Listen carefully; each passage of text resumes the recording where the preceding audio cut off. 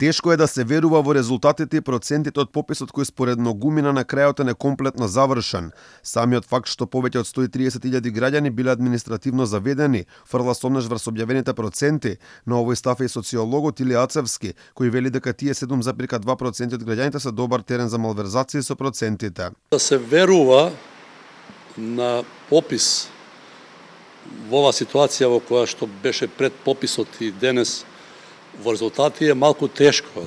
Значи, имате сега можам да наведам многу факти кои упатуваат да не веруваме.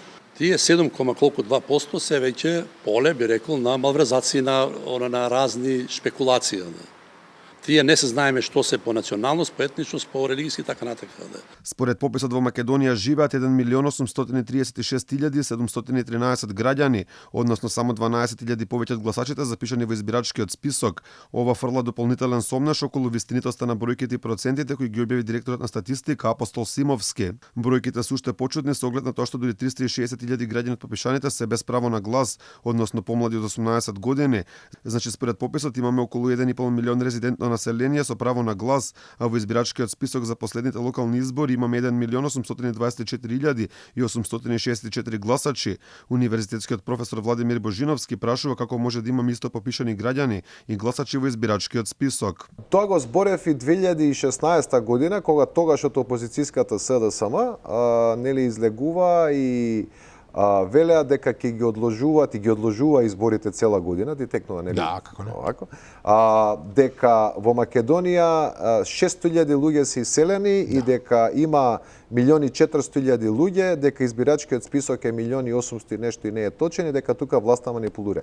Како сега избирачкиот список е пак 1.800.000, а имаме 1.800.000? Нели веа 1.400.000? Успешноста на пописот се доведува во прашање со самата изјава која во 2019 година ја даде Апостол Симовски. Тој порача дека како голем број граѓани го бойкотираат пописот, тој ќе биде неуспешен. Било кој бойкот значи немање на попис, да се разбереме. И последната работа што било која посакува овде во завод е да се случи такво нешто. Се надевам дека ќе сватат сите политички субјекти дека овој закон е најмалку во допир со политиката, дека овој закон е исклучително професионален и пописот го прави како професионална статистичка операција, а не политичка. Сомнеш врз успехот на овој попис фрла и самото тоа што иако во државата официјално живеат 1.800.000 граѓани, издадени се дури 600.000 државјанства повеќе, во вистинитоста на бројките од пописот се сомнева и лидерот на опозицијата.